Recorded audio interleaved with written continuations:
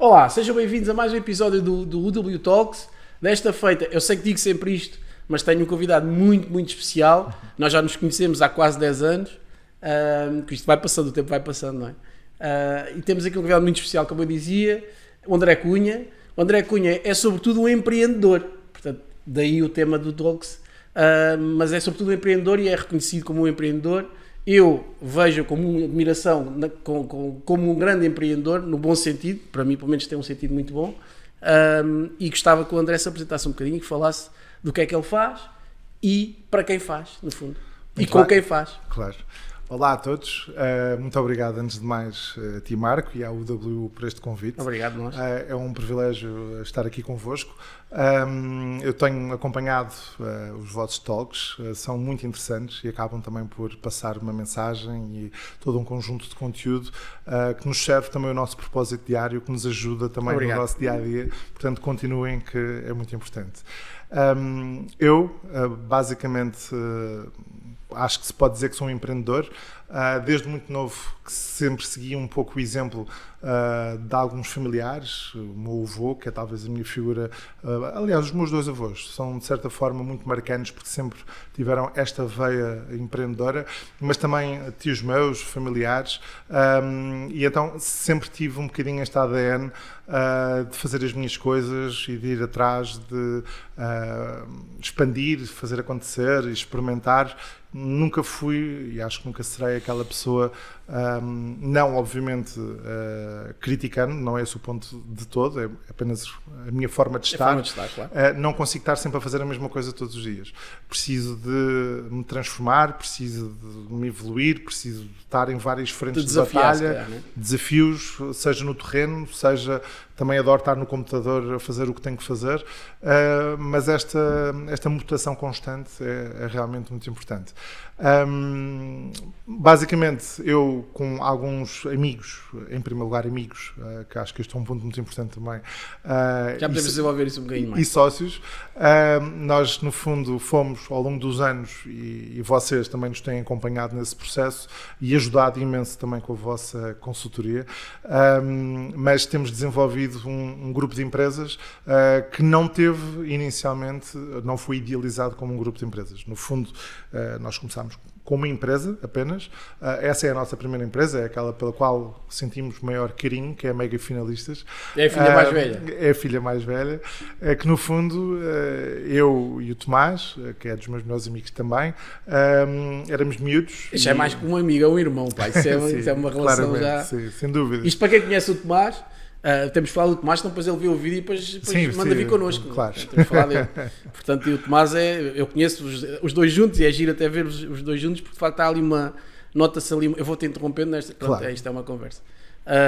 Mas nota-se ali uma familiaridade, uma cumplicidade que é muito giro de ver. Para quem está de fora... Muito grande, mas essencialmente porque nós temos duas características que nos definem e que nos definem em relação à forma como encaramos o trabalho. E este ponto é muito importante, que é, nós completamos-nos, somos muito diferentes na maneira de ser, numa série de coisas, mas partilhamos os mesmos valores. E este é talvez dos pontos mais importantes. Sim. E não fazemos com que o copo encha. Quando eu tenho alguma coisa a dizer ao Tomás, ou vice-versa, nós dizemos-lo. Mais recentemente juntou-se um novo irmão, que tu também conheces, que é o Paulo Silva.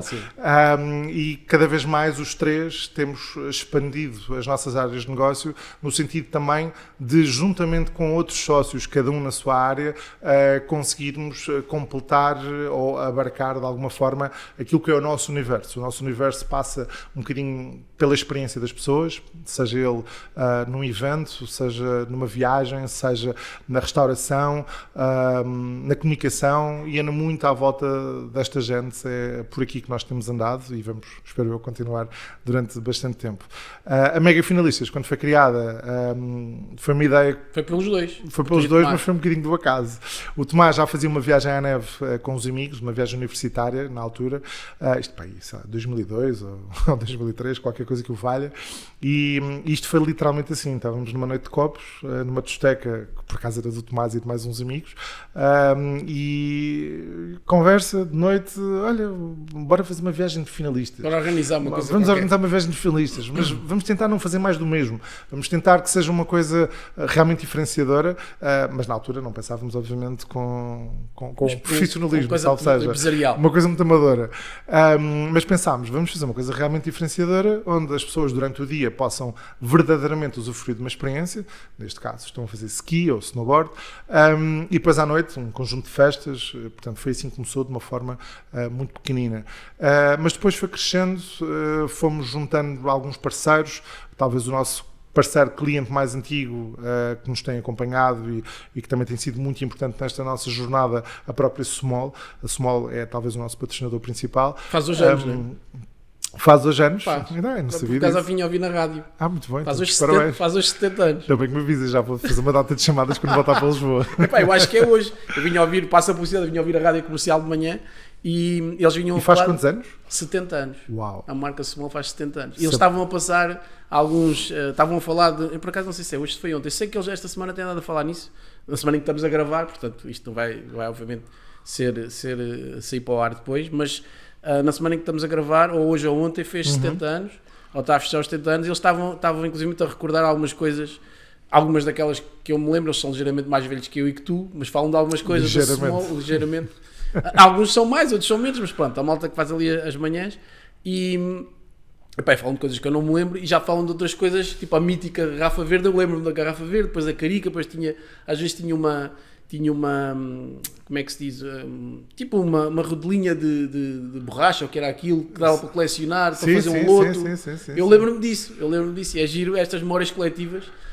Aquilo é um sumo, no fundo é só um sumo, mas depois há um conjunto de memórias coletivas que são engraçadas, e eles têm vindo a falar isso durante esta semana, e por isso só... Eu nem consigo dissociar essa mítica garrafa verde da Smol de vidro com a sua carica colorida.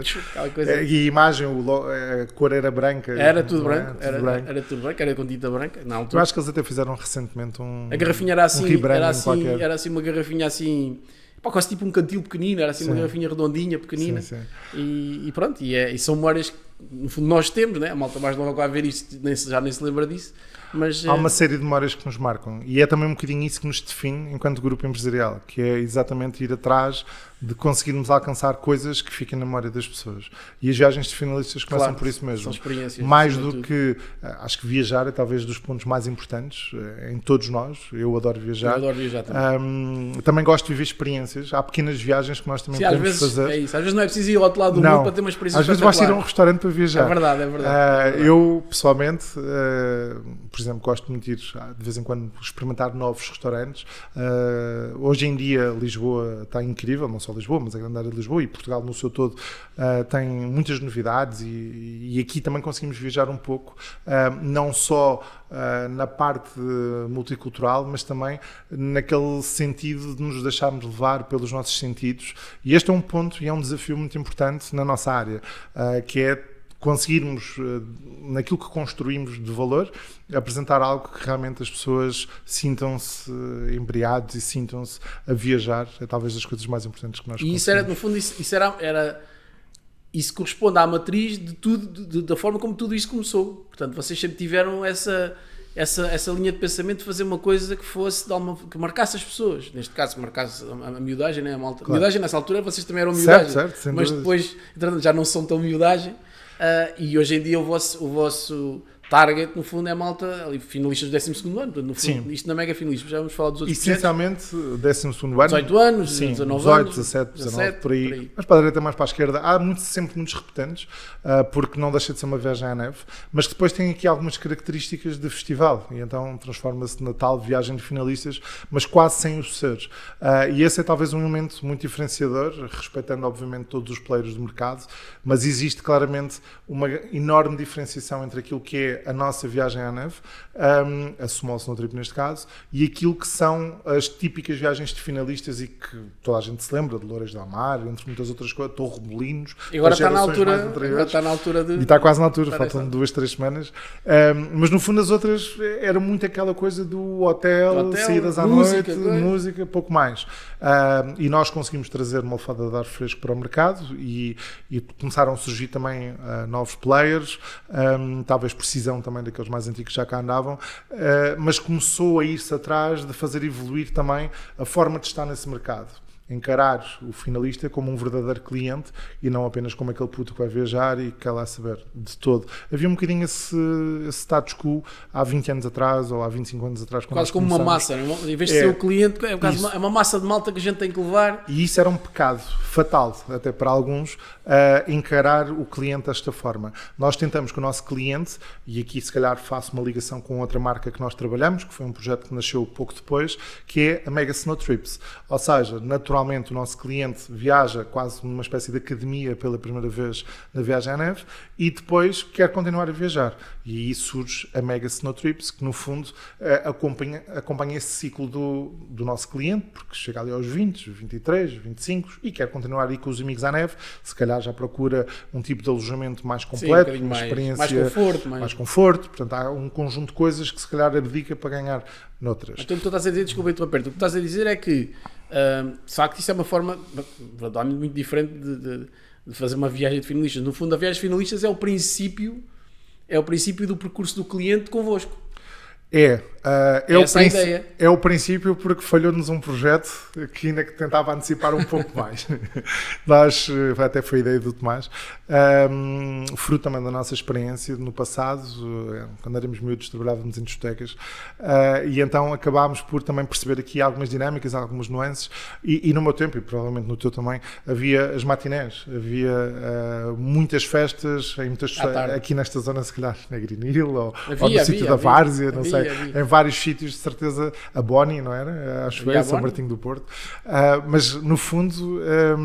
Ao contrário de agora, havia muita escolha aqui. Neste momento é que está, hoje em dia já é Mas diferente. não é só aqui, é em todo o lado. Isto, no fundo, por exemplo, Lisboa e a linha de Cascais tinham muitos sítios onde as pessoas... Os mais novos podiam ir e encontravam-se, em vez de estarem enfiados em casa ou enfiados num sítio qualquer só ao telemóvel ou no computador, realmente havia outra forma de nos ligarmos e de experienciarmos. Agora, quando falamos disso, desculpa só, quando falamos disso aos filhos, parece que estamos a falar de uma época do século XV, não é? Sim, assim, uma coisa estranha. 14, sim, por aí. Parece quase as cruzadas, porque é assim, é tão estranho, as coisas mudaram tanto. E esta conversa é quase tão estranha, do tempo do small da garrafa verde. Mesmo. É uma coisa tão... Tu estás a contar uma coisa que se passou contigo há 25 anos, 20 anos, parece que se passou há 500. Sim. É tão diferente, a vida é tão diferente. E pronto, e sabes, eu sinto um bocado isso, quando às vezes estou a falar com... Hoje em dia já é mais difícil, aliás, nós acabamos por também, fruto da nossa idade e da nossa evolução enquanto estrutura, enquanto grupo, tentamos distanciar-nos um pouco de algumas áreas que já estivemos muito próximos, a ligação com os mais novos, por exemplo, hoje em dia é toda ela gerida por outras pessoas que são gerações mais abaixo, são os nossos gestores de cliente, que acompanham nos eventos, que acompanham uma série de coisas, e nós fazemos outro tipo de tarefas.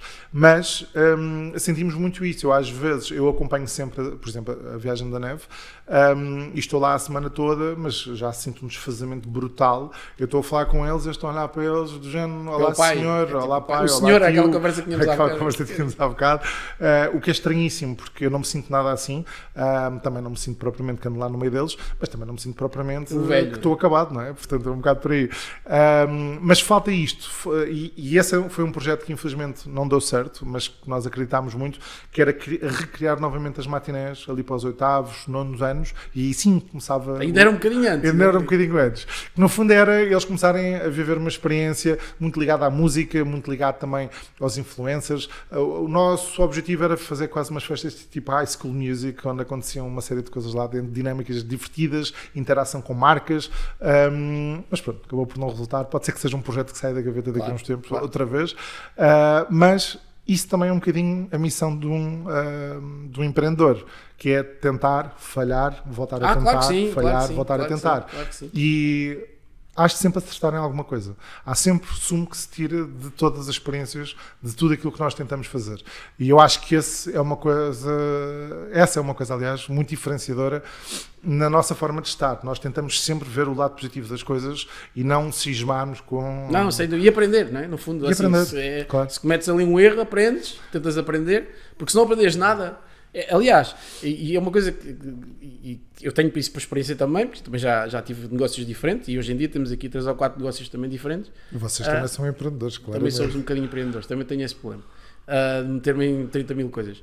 Mas estava eu a dizer, tu aprendes muito mais com aquilo que erras do que com aquilo que acertas. Sem dúvida. Isto é um chavão, isto é uma coisa que eu estou aqui a dizer, parece... mas não é chavão. Mas é que isto não é, verdade, isto é mesmo verdade. Isto é lá para aliciano, mas é verdade. Ou seja, tu quando dás uma cabeçada e percebes que aquilo não é assim, tu pensavas que era, claro. Pensavas que aquele negócio ia resultar, pensavas que as pessoas iam adorar aquele produto e depois afinal as pessoas não adoram aquele produto. Sim. Ou o serviço ou o modelo como tu montaste aquilo, às vezes leva tempo até a perceber porque é que aquilo correu mal. Quando corre bem, e isto passa-se, nós, pronto, neste caso na UW, lidamos com muito tipo de negócio diferente, aliás, o Talks é um bocado o reflexo disso, já teve aqui gente tão diferente e vai estar para a frente gente tão diferente, e isto é que é muito giro, que às vezes tu apanhas um bocadinho dali e um bocadinho dali, ou seja, ouço a tua história, aprendo muito contigo, depois aprendo com outro, mas a questão é, as pessoas às vezes em certos negócios, isso acontece muito, a coisa corre bem, há dinheiro, e as pessoas nem percebem porquê. Não percebem porquê. Claro. Às vezes é o timing. O timing é muito importante. Também. Às vezes é um modelo que está bem afinado, mas a pessoa nem percebe bem porque é que está, mas está. Às vezes estavas a falar da tua relação com o Tomás, é as pessoas terem uma relação de cumplicidade muito boa e a partir daí nasce tudo. Às vezes é aí que a coisa inquina, digamos assim. A malta aquilo não... Eles até se dão bem. Pode haver 2 sócios ou 3 que se dão muito bem, mas não se complementam. É que isso são coisas diferentes. Podem-se dar bem na noite de copos, mas não ser bons sócios. Claro. Isso depois há coisa... Mas às vezes é isso. E quando tu te metes numa coisa qualquer e aquilo corre mal, às vezes levas um bocadinho de tempo a perceber porque é que correu mal. Mas quando percebes, dizes assim, olha, porreiro, aprendi. Porque o pior que pode haver não é errar, o pior que pode haver é não aprender com o erro. Eu pelo menos tenho essa convicção, não sei se concordas, mas eu acho que o pior é isso. Sem dúvidas, e eu acho que primeiro ninguém nasce ensinado e o mundo está numa mutação tão grande constantemente. E tão rápida, né? Tão rápida que eu muitas vezes quase que me sinto claustrofóbico de não conseguir acompanhar a velocidade das coisas, mas temos que o fazer e temos que ir atrás. Mas também, como em tudo na vida, nós não podemos achar que completamos a nossa formação, seja ela qual for, que a parte da aprendizagem está terminada. É não está. Nós temos que continuar, porque isto são ferramentas que nos ajudam a pensar melhor, a organizar melhor, a perceber também as novas tendências de trabalho e de gestão que são, na minha opinião, muito importantes. A capacitação das pessoas, fala-se muito às vezes na capacitação da administração pública, mas também há muita falta dela no tecido empresarial. Muita. E isso deves calcular, a gente dá com isso na parte financeira, sobretudo aqui na UW, damos muito, ou seja, às vezes temos dificuldade, às vezes não, muitas vezes, felizmente acho que as coisas têm evoluído, nós também temos feito um bocadinho esse papel eu até às vezes, meio a brincar, meio a sério, digo, é evangelizar nesse sentido do conhecimento. Sabes, mas nós papamos as vossas newsletters todas. Aliás, foi aí que nasceu, nunca mais me esqueci. Sim, a nossa relação começou daí. É verdade, nunca mais me esqueci da forma como e às vezes conto essa história até aqui, como é que a coisa nasceu, ou seja, a primeira reunião que tive convosco, lembro onde é que foi. Foi com o Tomás e tu chegaste um bocadinho depois da reunião. Foi na nossa garagem, ou não? Não. Foi numa vivenda que vocês tinham na altura. Na garagem? Não foi na garagem, foi lá em cima numa sala. Já sei. Já havia várias, ou seja, vocês já não estavam sozinhos. Ok, já sei. Já havia outras empresas, mas... Foi no nosso escritório. Eu estou a falar da garagem, porque a mítica garagem, nós tivemos lá pelo menos uns 8, 9 anos. Mas já foi depois da garagem, não conheço a garagem. Foi naquela vivenda que vocês tinham ali, Sim, foi Alto Passo de Arcos, foi por ali. Passo de Arcos, sim. Ali não é muito longe do nosso atual escritório. Não é muito do atual, sim, não é muito longe. Portanto, mudaram para o Palácio e pronto, e depois aí e pronto, e a boa parte do tempo que nós estivemos juntos foi aí. Mas lembro-me, foi um contacto por e-mail do Tomás, já agora esta história, acho que as histórias têm sempre interesse. O Tomás mandou um e-mail para mim, eu depois marquei uma reunião com ele, no qual depois tu também estavas presente, Mas uma das coisas que eu achei muita piada, vocês tinham um ecrã, tinham um LCD na parede e ele ligou o computador, é uma sala assim com uma mesa, tipo de reunião, vocês adaptaram para reunião, aquilo era uma vivenda, certo. aquilo era uma sala, era um quarto, Sim, eventualmente, e era lá em cima para andar, eu subi e tal, e não sei o quê, e depois ele, a primeira coisa que disse, Marco, eu sigo as tuas newsletters, pá, religiosamente, vejo tudo, pá, tu és uma máquina, pá, vejo, olha, vou-te mostrar, até criei aqui uma pasta, nunca mais me esqueci, e mostrou no ecrã, criei aqui uma pasta, a UW, e tu estás aqui, estás a ver, está aqui as newsletters todas, e eu nunca mais me esqueci dessa abordagem, no fundo, acabou de quebrar ali um bocado o gelo, claro. E foi giro porque, pronto, e depois da partir daí começámos a conversar e esse é um ponto que falta às vezes. E a partir daí começaram a aturar, não é? Daí para a frente. Sim. Mas nós tentamos sempre trabalhar com parceiros que nos acrescentem e claramente que vocês fazem isso, porque nós já tivemos e temos noutras empresas experiência também com outros gabinetes, mas eu sinto sempre que falta mais qualquer coisa e neste caso em concreto eu acho que a UW consegue oferecer exatamente isso, porque consegue obviamente fazer aquilo que é o básico da contabilidade, fazer, mas depois consegue ir muito mais longe porque vai educando, vai acompanhando, vai propondo, vai sugerindo, não é só aquela coisa garantida da mensalidade ou daquele serviço, é muito mais do que isso, preocupa-se verdadeiramente com o cliente ou com aquilo que nós podemos expandir ainda mais. Às vezes estamos naquela redoma, pronto, é sempre assim. Não, há outras oportunidades, há eficiências que se podem ganhar, claro. há outros caminhos que podemos trilhar e é tudo uma questão de percebermos o que é que temos em cima da mesa e como é que nos podemos completar. Vocês fazem isso é realmente importante. Há outros parceiros nossos que também o fazem, noutras áreas, claro, obviamente. Claro. Eu acho que isso é fundamental, é conseguirmos ir um bocadinho mais longe.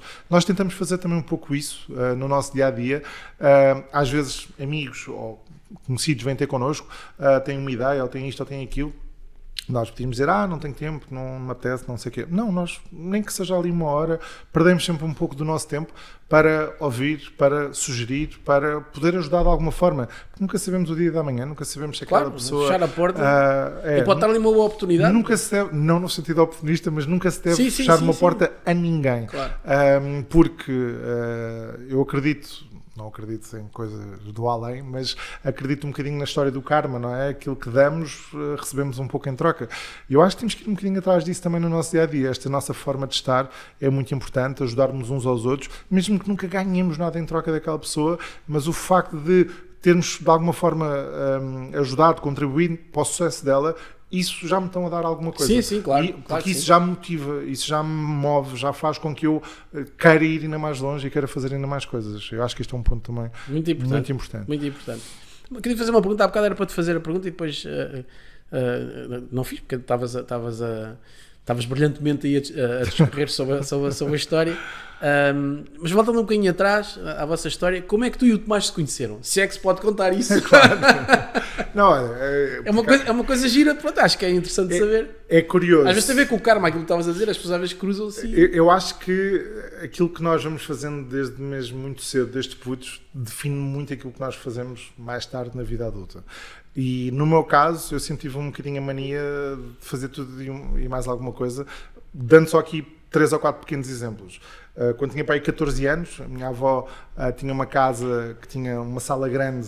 Eu sou de Coimbra, naturalmente, e vivi em Coimbra ainda durante alguns anos. Fiz um bocado de ping-pong, porque do lado da minha mãe eram da linha, de Cascais, e então às vezes passava umas férias ali, outras vezes acolá. Os meus pais divorciaram-se, um ano ali, um ano acolá, portanto foi um bocado estranho. Mas tudo isso foi sempre aprendizagem. Mas a minha avó tinha uma sala grande, e eu no verão, pai, com 14 anos, comecei a fazer umas festas com uns amigos. A minha avó até ia comigo à Macro, comprava-nos minis, depois tinha lá uma aparelhagem, umas luzes quaisquer daquelas que se compravam das drogarias, e comecei a fazer umas festitas. Nem era pelo dinheiro, era só pela diversão, para nos divertirmos, para estarmos juntos. Pai, 13 anos, 14, mais coisa, menos coisa. E eu no 9º ano vim definitivamente para a linha, para São João do Estoril, mais concretamente, e fui parar a uma escola no 9º ano, que era a escola da Ala Praia, e o Tomás também andava nessa escola, também na Ala Praia. E eu, na altura, também com aquelas minhas manias, decidi que devia haver uma associação de estudantes na escola, que não havia. E tentei, mas não deu em nada, porque o Conselho Diretivo na altura dizia que não fazia sentido, porque aquilo não tinha secundário, que não havia maturidade, e se calhar até tinham alguma razão, mas que nos deixavam fazer uma rádio. Está bem, então vamos fazer uma rádio. Houve um professor de matemática que nos arranjou umas colunas e uma aparelhagem, houve outros que não sei o quê, e montámos uma rádio. E o Tomás e outros amigos, em paralelo, também faziam festas, às vezes, de garagem. E então as coisas acabam todas por se cruzar umas com as outras à volta da música, da festa, do entretenimento. Portanto, não difere muito. Já aí estava nessa indústria, já aí estava nessa indústria. Foi um bocado por aí. E depois, anos mais tarde, não muitos, mas sei lá, já no 12º, primeiro ano da faculdade, talvez, mais coisa, menos coisa, já fazíamos eventos um pouco maiores, ou trabalhávamos em discotecas, fomos DJs, eu e o Tomás também, fomos DJs de casamentos, N coisas que fazíamos para estarmos ativos, para ganharmos dinheiro para as nossas férias, para comprar um carro, para, sei lá, para o que fosse. Ninguém o faria por nós, portanto, claro, nós tínhamos de fazer à vida, portanto era um bocado por aí. Nessa altura, mais ou menos, o Tomás caiu-lhe nas mãos a oportunidade de ficar com uma discoteca na altura que era o Baródia, que estava um bocadinho a cair, e os donos queriam despachar aquilo, e perguntaram ao Tomás. O Tomás, por sua vez, foi falar com 2 ou 3 amigos e eu fui um deles. Eu, na altura, achei que não fazia sentido era nenhum. Suicida. Era suicida, no mínimo, e arrependi-me redondamente. O que ele se vai rir quando vir isto. Sim. Aquilo foi um caso de sucesso inacreditavelmente gigante. E durante 2 ou 3 anos foi a discoteca da moda em Cascais. Era uma discoteca que dava 500 pessoas, mas que estava lá toda a gente da nossa idade, porque ele depois, juntamente com os outros sócios, eles foram muito inteligentes, e então em cada bar puseram concessionários. Então eu e outro amigo meu fomos concessionários de um bar, havia outros que eram concessionários de outro, então toda a gente... concessionaram os bares a outras pessoas que não... Ou seja, eles geriam o espaço, no fundo. Eles geriam o espaço. Então os donos eram relações públicas, os concessionários eram relações públicas, entre aspas, então todos puxavam os seus amigos. Claro, puxavam malta para lá. Tudo malta para lá. Resultado, aquilo foi um caso de sucesso gigante, e foi numa dessas noites que surgiu a ideia da Mega Finalistas, que não era bem a Mega Finalistas, mas sim uma viagem à neve. Fizemos essa primeira viagem à neve dos finalistas, foi em 2003, 2004, nesse ano letivo, e depois, no final... há 20 anos. Há 20 anos. Como foi bem sucedido, no ano a seguir, bora lá fazer uma coisa um bocadinho mais profissional, achávamos nós, não deixava de ser uma coisa totalmente amadora, mas conseguimos uma marca com um amigo nosso que trouxe a Bi, que na altura era da Compal, que ainda existe, é uma derivação, é um sumo também. Eu sei. E então criámos a Bi Snow Trip. Portanto, a Bi Snow Trip foi a segunda edição, ainda não era small. Só na terceira é que passou a ser verdadeiramente a small Snow Trip que reconhecemos hoje em dia. Portanto, muitas vezes, por exemplo, este ano é a 17ª edição, mas para nós é a 19ª edição. Sim, já teve. É a 17ª com a small. Com a small, exatamente. E o Covid parou, senão já era a 19ª da small. Portanto, enfim, o Covid estragou a vida a muita gente. É verdade, é verdade. Mas pronto, permitiu aqui um recomeço também. Enfim, claro. lá está, temos e às vezes é importante. Às vezes é, exatamente. Às vezes é importante fazer um restart, parar um bocadinho e depois... e reavaliar. Até porque tivemos mesmo que parar, vários claro. negócios. Nós aqui, na parte financeira, não tivemos que parar, tivemos que reformular. Vocês então foram, na minha opinião, pelo menos, e já agora deixo o meu agradecimento à equipa da UW. Obrigado. Porque... Eu peço que eu paguei para ele fazer. Não, de todo. Mas é verdade, eu recordo-me bem desse tempo, quando o Covid veio, nós pusemos todos a mão à cabeça, como é que vamos pagar ordenados? A nossa primeira missão era as pessoas. Como é que vamos sustentar isto que se lixe, se perdemos isto, se for à viola, eu vou trabalhar para qualquer lado, quer lá saber, claro. Não é por aí, arregaça as mangas. Mas as pessoas tinham casas para pagar, famílias para sustentar. Sim, foi muito e isso foi a nossa... Nós ficámos com o coração nas mãos por causa das pessoas, não por causa de nós, ou por aquilo que nós tivéssemos construído, porque o histórico já lá estava. Mas como é que íamos sobreviver? Não sabíamos se eram 3 meses, se eram 6 meses, se eram ninguém sabia de nada, não é? Portanto, e andávamos sempre naquela coisa. O Estado depois libertou o que libertou, e ainda bem, tinha que ser, se calhar até podia ter feito mais. Às vezes achamos que eles foram longe, mas verdadeiramente podiam ter ido nem mais longe. Acho que as empresas podiam, eu hoje em dia penso um bocadinho nas ajudas dos empréstimos mutualistas, etc., que não deixam de ser espetaculares, mas ainda assim acabaram por nos amarrar um pouco a um conjunto de taxas bancárias. Não deixa de ser financiamento, não é? Deixa de ser endividamento, no fundo. Isso. E nós que nunca o tivemos, tirando os cartões de crédito para comprar viagens, etc. Claro. Mas nós nunca tivemos, e hoje em dia estamos a pagar essa fatura de uma coisa que, ok, ninguém teve verdadeiramente a culpa, mas o Estado se calhar poderia ter disponibilizado as verbas de outra forma para que essas mesmas taxas de juros não fossem tão penalizadoras, porque houve aqui muitos setores, por exemplo, outra das nossas empresas, que é que organiza a Revenge of the 90s. Eu já tinha pedido para falar até porque já tocaste no Paulo, já introduziste o Paulo. O Paulo é o nosso sócio, aliás, o Paulo não é só nosso sócio na New Sheet, nós hoje em dia estamos aqui a criar novas unidades de negócio, também por necessidades internas. A New Sheet é focada em eventos não só de bilhética, mas também corporativos e camarários. É conhecida essencialmente por fazer a Revenge of the 90s, mas... E of the 2000s também. Agora. E of the 2000s também, mas o nosso posicionamento no fundo é tentarmos ser uma agência 360 que sirva as necessidades de um cliente de A a Z, seja na parte da construção do evento, na parte de imaginar o evento e todas as necessidades, seja os check-ins, bilhéticas, promotores, seja estruturas, seja o que for. Nós conseguimos... Chave na mão, conseguimos dar isso. E mais do que isso, tentamos ter conceitos próprios e não temos só as revendas, temos muito mais do que isso, temos um portfólio de uns 10 conceitos, onde no fundo é isso que nos diferencia no mercado. Podíamos ser mais uma empresa de eventos, há grandes empresas de eventos, mas nós temos uma especialidade que é a criação de conteúdo específico, chave na mão, seja uma revenge, seja um turbo baile, seja um pardão, que é tipo um baile funk, seja um time machine, que é uma viagem no tempo, é um bocadinho de revenge, mas com mais décadas, por assim dizer. Há várias coisas que nos complementam nessa parte. E então, juntamente também com o Tomás e com o Paulo, acabámos por criar novas unidades. Por exemplo, temos uma empresa que é só especializada em bares, em estruturas de bares, recursos humanos, que queres montar uma festa. Não queres te preocupar com nada dos bares, nem sequer com POS, nada. Nós entregamos-te uma solução chave na mão. Estamos agora em vias de eventualmente entrar no capital de um dos nossos grandes parceiros fornecedores de audiovisuais. Porquê? Porque não só nos completa, sim.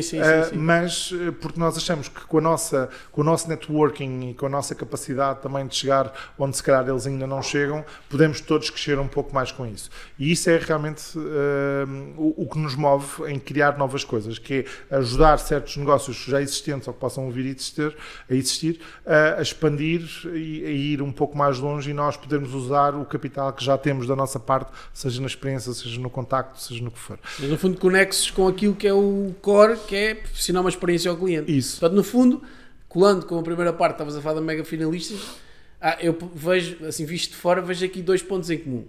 Um é a questão da experiência diferenciadora. Uma coisa, ok, é uma experiência diferenciadora numa viagem à neve, mas neste caso é uma experiência diferenciadora num evento para quem participa, que no fundo quem participa é que o evento só existe se tiverem lá pessoas, senão não há evento. Claro. É óbvio, né?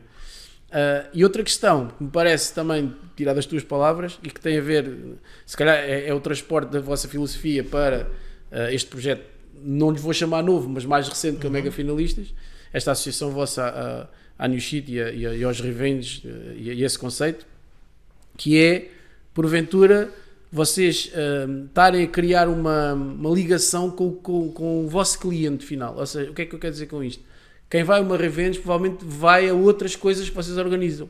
Ou já foi. Ou já foi. Claro. Pronto. É muito provável que... É uma viagem, ou seja, no fundo a lógica, se eu tiveres algum disparate de risco, é certíssimo. No fundo o que tu estás a criar com as pessoas é uma viagem que tu estás a fazer com elas. Portanto, no limite, a pessoa pode começar a viajar contigo quando faz a viagem de finalistas, ou estão na matiné, como tu dizias, ou seja, ainda podia começar antes, mas a pessoa vai viajar contigo durante 30 anos, porque vai fazer um percurso, é isto. É verdadeiramente isso. Nós temos também com outros parceiros, com outros sócios que nós temos, que é uma equipa, aliás, incrível, que é a Tricket.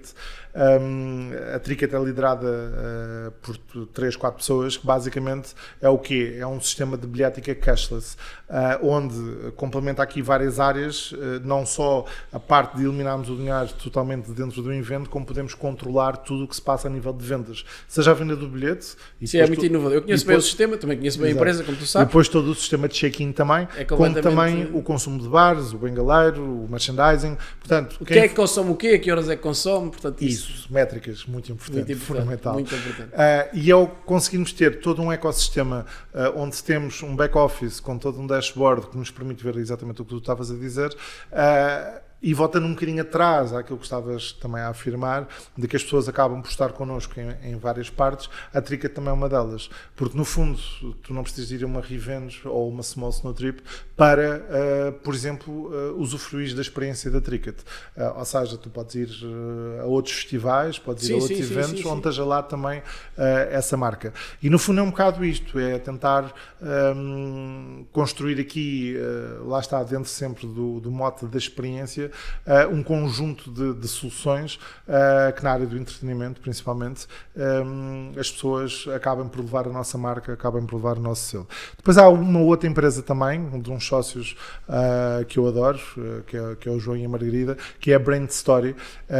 Nós tínhamos uma empresa internamente de redes sociais, eles tinham uma empresa de apresentações digitais, são tipo dos melhores a nível nacional, porque basicamente pegam num pitch que tu tenhas, seja numa empresa, seja numa reunião de stakeholders, seja numa reunião interna para os teus colaboradores, seja o que for, e às vezes há aquelas apresentações PowerPoint boring, e eles conseguem transformar aquilo visualmente, movimento, acompanhamento do próprio do próprio host, da pessoa que está a apresentar, em vez de ser uma coisa enfadonha, torna-se uma coisa muito mais apetecível.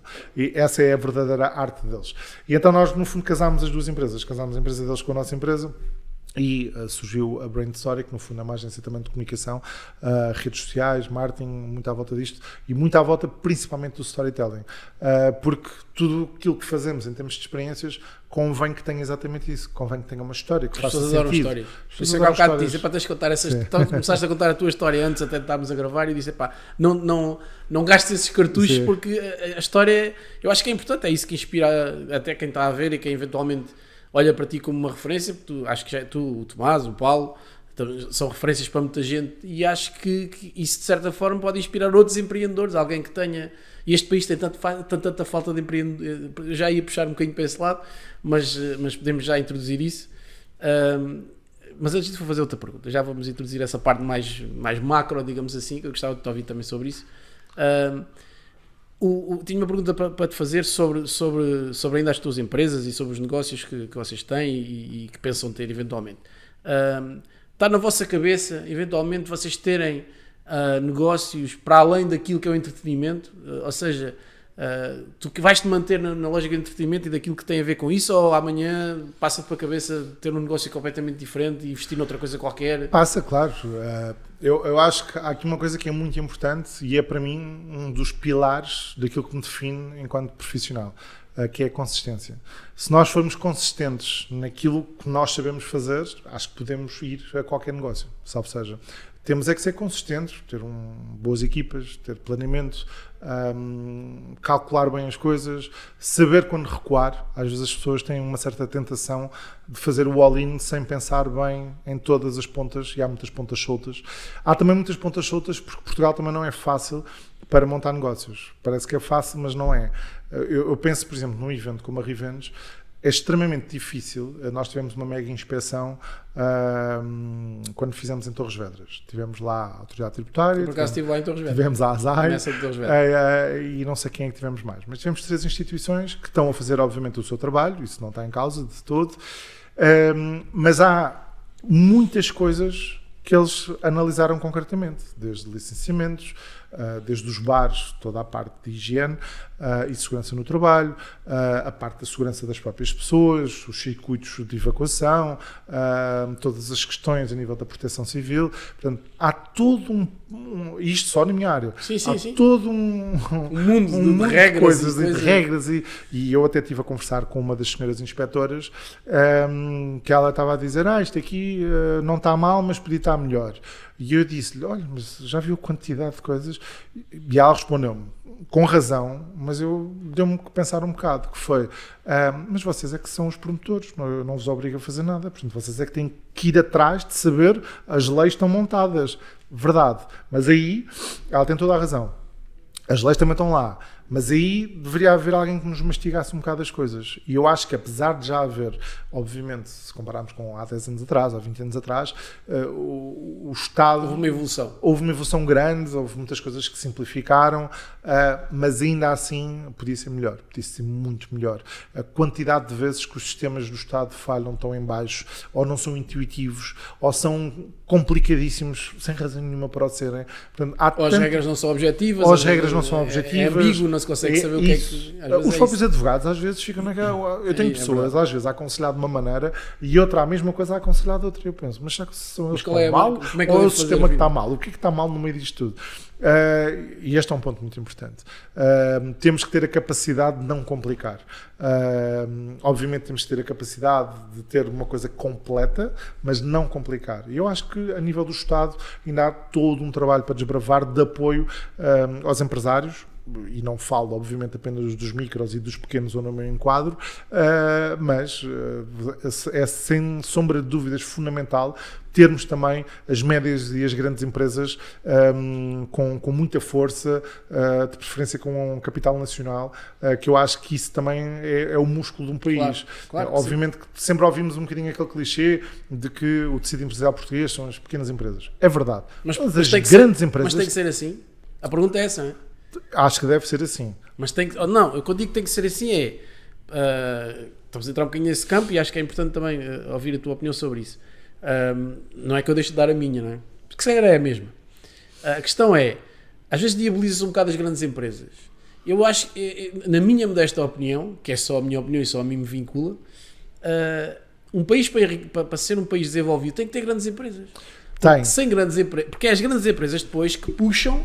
Eu também tenho empresas pequenas, portanto claro, estou a falar claro. no limite contra mim, mas se eu tiver empresas pequenas que puxem, empresas maiores que puxem pela minha, eu depois também, com a minha vai crescendo e puxa para as outras mais pequenas. Portanto, no limite, se tu tiveres um ecossistema, que era o tema que no fundo íamos aqui desenvolver a seguir, se eu tiver um ecossistema mais amigo de quem empreende, mais amigo de quem cria empresas, de quem faz empresas, obviamente que há regras a cumprir, com certeza que sim, mas, e tu se conheces, com certeza conheces a realidade de outros países, eu também conheço esse nível de realidade de outros países e sei que há, de facto, nesses países, eu aqui há uns anos atrás tive a oportunidade, tive a sorte e a oportunidade de ter feito, neste caso era um mestrado e tinha uma conferência internacional nos Estados Unidos e estivemos lá em Silicon Valley, que eu tinha esse sonho de ver como é que a coisa funcionava, sempre com esta coisa das empresas e coisas, e gostava de ver, mas o ver é assim, tu podes ver os vídeos e os filmes que quiseres, mas tens que ir lá ir para sentir a coisa.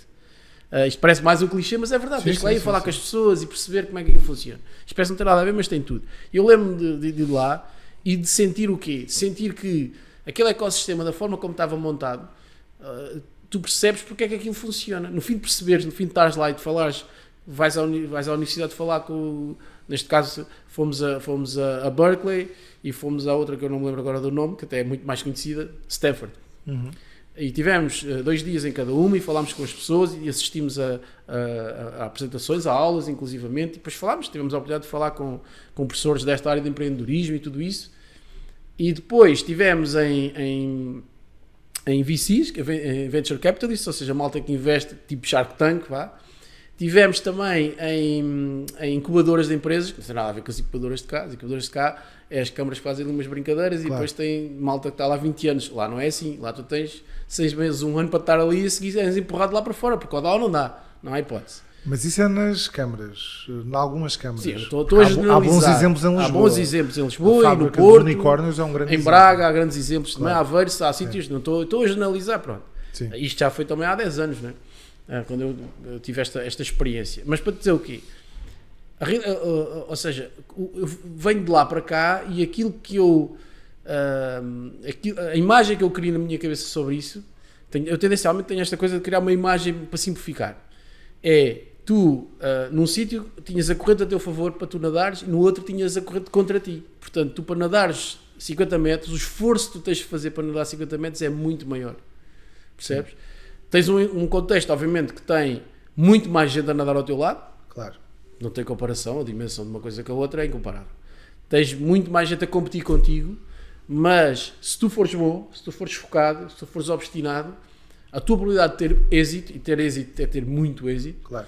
vais falhar muito, não é? Aquilo que tu dizes há bocado, falhas muito, aprendes com isso e aquilo a escolha, ou seja, enquanto cá são se calhar centenas, lá são milhões. Pronto. Claro. Mas tu tens um sistema que de certa forma te vai ajudar a chegar lá, não é? Porque vive de ti também. O sistema vive de quem depois consegue chegar. Não, quer dizer, nem toda a gente é Bill Gates, não é? Isto também não é que é o sonho americano, então vai ser o Bill ou Steve Jobs, não, mas há muita malta que consegue chegar a um patamar, enfim, interessante em termos de riqueza pessoal e não só de riqueza, mas de concretização pessoal. Mas para dizer o quê? Chegas cá, tens um país montado ao contrário. Não é que eu não soubesse quando fui para lá e quando vim. Claro. Também não estive lá assim tanto tempo, mas a verdade é que tu chegas cá e é exatamente esta imagem. Tu tens que nadar contra a corrente. E o esforço, no fundo, aquilo que estavas a dizer, o esforço que tens que fazer para fazer os 50 metros é gigantesco. Porque tens uma série de malta a puxar-te para trás. É o balde dos caranguejos. Conheces a metáfora do balde dos caranguejos? Não. Então eu vou-te contar a metáfora dos baldes dos caranguejos. O balde dos caranguejos é assim: tu estás a passear na praia e passas por um pescador, pronto, se chama um pescador, por acaso nem sei marisqueiro, um pescador, o que for, e está ali na lagoa, imagina que é aqui na lagoa, e o gajo está a apanhar caranguejos. E tu passas por ele e vês o balde, ele tem um balde ao lado dele, vai apanhando os caranguejos e mete os caranguejos para dentro do balde. E o balde está aberto. E tu passas por ele uma vez, depois passas para cá, chega uma altura que faz-te conta, metes-te com o homem. Desculpa lá, onde ir? Você está a apanhar os caranguejos, tu tem que tapar o balde, porque senão os caranguejos fogem todos, pá. E ele diz assim, não se preocupe, os caranguejos não fogem. Sabe porquê? Cada vez que um tenta subir, os outros puxam-no para baixo. E isto acontece, é real, isto é real. Os caranguejos de facto têm este comportamento, ou seja, se tu metes os caranguejos dentro do balde, eles puxam-no para baixo. Por isso é que é a metáfora de Portugal ser um balde dos caranguejos, que é quando tu tentas andar para a frente e fazer qualquer coisa, puxam-te para trás. E é um bocado esta... mas eu acho que já conseguimos evoluir muito isso e é preciso perceber também duas coisas em relação ao que estavas a dizer, que é, percebo perfeitamente, e eu sou apologista de haver as grandes empresas, obviamente, fortes, sólidas, mas temos de ter cuidado um bocadinho também com o corporativismo. Porque às vezes, eu acho que a enorme vantagem das pequenas e das micros empresas é que nós preocupamos, porque também estamos muito mais perto delas, com as pessoas, com o seu bem-estar, aquela coisa que hoje em dia está muito na voga, de ter as empresas num modo co-work, o que for, com os matrecos ali, com uma zona como deve ser e confortável. Estás a inspirar nos matrecos lá em baixo. Nós também temos. Mas para as pessoas poderem almoçar, para as pessoas... Claro, um home office, uma coisa mais... Exato. No fundo é aqui é que as pessoas passam uma parte do seu tempo, não é? O home office e não só, também... E a cultura, pois é. A cultura, mas isso tudo está ligado a uma coisa com a outra. Claro. Há todo um conjunto de coisas que fazem com que o trabalhar naquela empresa realmente seja melhor. E há muitas grandes empresas que seguem isso, mas ainda há muitas que ainda não o fazem e acabam de alguma forma, porque eu acho que outro dos pilares das empresas é conseguir atingir a escalabilidade. E eu acho que ela é possível sem pôr tantas restrições a quem lá trabalha, e às vezes, em algumas, há muitas restrições, mas isto também é um fator cultural, porque na Europa também se pensa de uma determinada maneira, e o exemplo que tu estavas a dar dos Estados Unidos. Sim, é um exemplo extremo. Nos Estados Unidos é tudo muito mais volátil. Tu hoje estás a trabalhar em Nova Iorque, amanhã estás a trabalhar na Califórnia. E mudas de casa como quem muda... De camisa, quase. Cá não há essa forma de estar. Sim, é diferente. É muito mais difícil, não quer dizer que não haja uma apetência, principalmente ali entre os 20 e os 30, vais viver para Madrid, vais viver para Barcelona, para Londres, hoje em dia, se calhar, para já. Paris, hoje em dia, qualquer. Aliás, fala-se tanto de imigração. Mas é mais difícil, muito... para esses sim, mas é mais difícil, por exemplo, para uma pessoa da minha idade, eu tenho 42, eu não me estou a ver, se calhar conformismo, o que for, mas eu não me estou a ver, a não ser que realmente seja absolutamente necessário, arrancar daqui e ir viver para a Espanha, ou para o Reino Unido, ou para a França, ou para outro sítio qualquer. Eu gosto muito de viver em Portugal e também acho verdadeiramente que Portugal me oferece muito e que ainda me pode oferecer muito mais. E eu acho que desde Portugal consigo chegar ao resto do mundo. Portanto, mas isto também é a minha forma de pensar. Não, é correto. Mas nos Estados Unidos, esta parte cultural de repente estás aqui, a seguir estás a colar e se for preciso... Estás a falar de um território muito maior com e tem uma coisa logo que faz a diferença. Mas às vezes não fazer... é a língua. Mas também não fazer... Também é verdade. Mas não fazer... Uma ser o mesmo... Ou seja, tu lanças... Por exemplo, tu lanças um software. Imagina um software. Claro. Né? Tu lanças um software nos Estados Unidos não é? E a Silicon Valley é muito baseado nessa parte e isso estavas a dizer, é interessante da parte ou seja, de preocupação com as pessoas e tudo isso. É engraçado que nós lá visitámos empresas que já tinham esse mindset. Vou-te dar um exemplo de uma, eu não sei se tu conheces, chama-se Google. Não sei se já ouviste falar.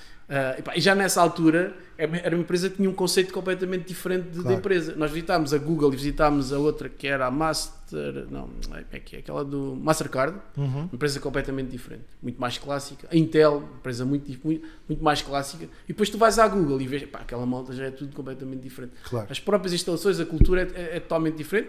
E é uma empresa que escalou, cresceu qualquer coisa. Foi uma empresa. Mas há empresas que estão a mudar o chip. Não, mas isso estão sem dúvida. E desculpa interromper-te. Não, tudo bem. Nós temos um cliente que é a Nestlé. É isso que eu quero, é que tu me interrompas. Nós temos um cliente que é a Nestlé e fizemos o festival da Nestlé, dos 50 anos da Nestlé o ano passado. Não deve haver empresa mais clássica que a Nestlé, que nos entra na vida logo. Mas já não é tão clássica. Não, clássica no sentido da marca é tão... Certo. Aliás, se tu fores a ver o próprio logo, é o mesmo desde sempre. Verdade, tu tens aquela... mas o ponto é mesmo esse. Ainda bem. Os escritórios deles em Linda a Velha tinham um registro muito tradicional e nos últimos anos começaram a mudar radicalmente. Tu hoje em dia vais à sede da Nestlé e encontras uma coisa completamente diferente, muito mais apetecível para quem quer. Para quem trabalha, para quem visita. Não é? Isso, eles souberam acompanhar a tendência. Ainda bem. E isso é extremamente importante. Voltando ao ponto da questão das grandes empresas, das pequenas empresas, estávamos a falar. Eu acho que nós estamos de acordo, não quer dizer que tínhamos estado de acordo em tudo, mas acho que estamos de acordo. Estamos no fundo a falar um bocadinho de coisas de forma diferente, mas estamos a dizer basicamente a mesma coisa.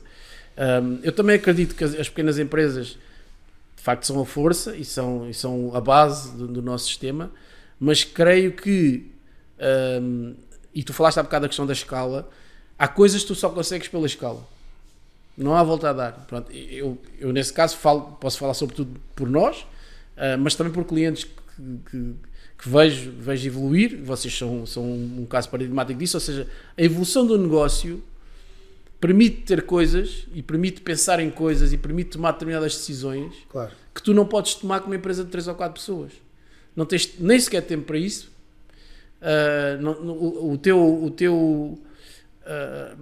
Ou seja, a forma... Tu estás a pensar sobretudo no negócio em si e não às vezes no bem-estar das pessoas tanto como devias. Porque o negócio é muito pequenino.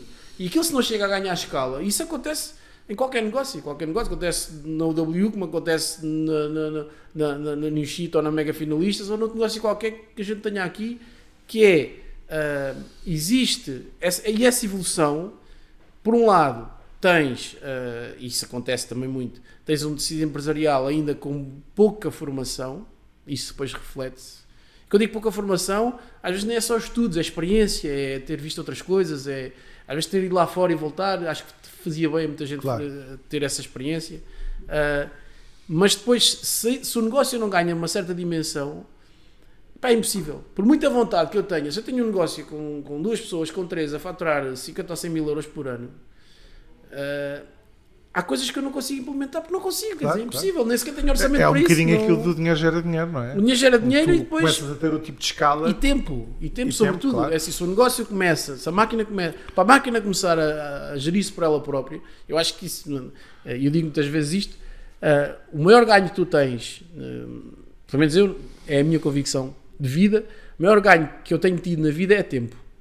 O tempo que eu tinha quando te conhecia é completamente diferente do tempo que eu tenho hoje. Eu concordo em absoluto contigo. Não tem nada a ver. Tenho tempo para estar aqui a falar contigo. Exato. Se eu tivesse... E eu tenho tempo para vir aqui. E tu tens tempo para vir aqui.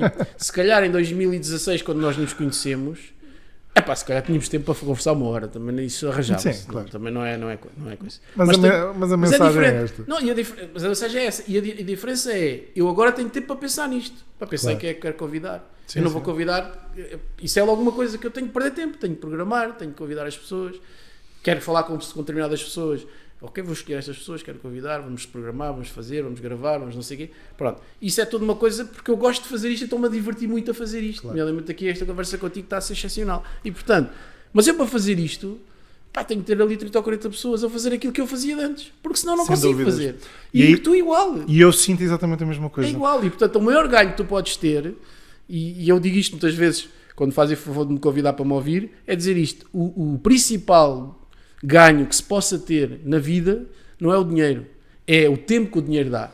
Claro. Isso é o maior ativo. É assim, o Bill Gates tem o mesmo as 24 horas do dia que eu. A conta bancária é que é diferente, mas o tempo é exatamente o mesmo. Sem dúvida. E portanto a gestão do tempo, eu falo do Bill Gates, eu por acaso aqui há uns tempos, por acaso não é por acaso, vi o documentário dele no Netflix, não sei se já viste, mas é muito giro. É muito giro a forma como ele gera o tempo dele. E ele pensa exatamente assim, o mais importante para ele, até porque é assim, atingiu um patamar de dinheiro, o dinheiro deixou de ser um problema há muito tempo. Qual é que é a questão dele? O ativo dele é o tempo. Ele, por exemplo, é muito rigoroso com a agenda.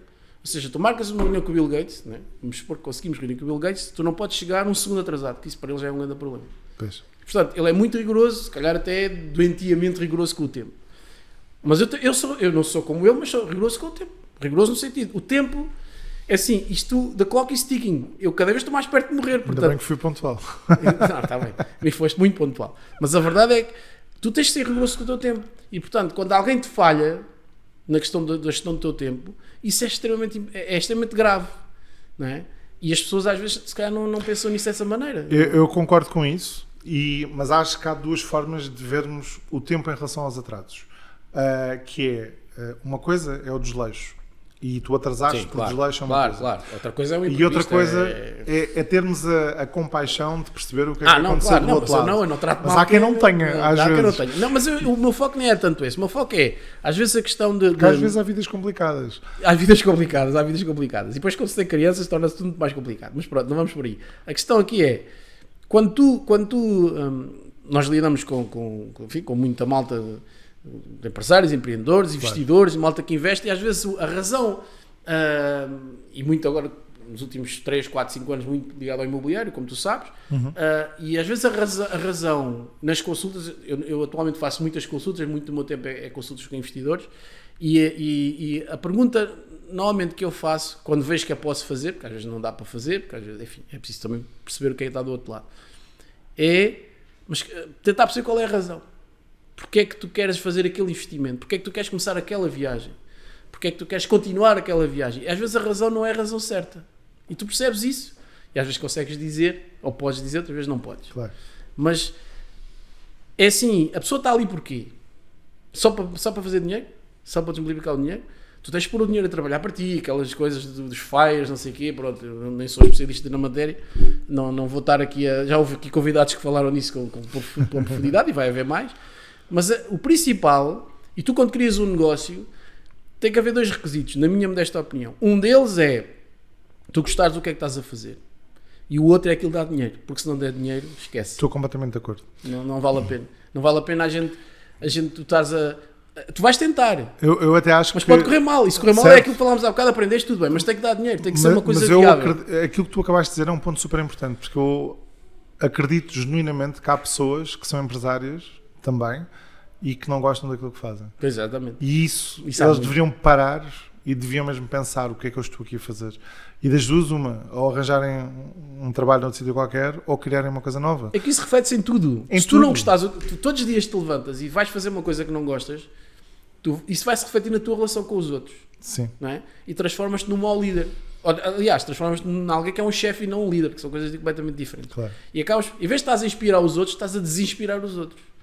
E depois isto é muita rotação, malta não sei o quê. Às vezes é conjuntural e às vezes acontece. Mas agora pegaste aqui numa coisa importante e não me interpretem mal, que isto é muito importante, que é a diferença do chefe para o líder. Claramente que as empresas devem ter nos seus empresários, nos seus diretores, têm que ver claramente a liderança. Mas de vez em quando também há que ser chefe.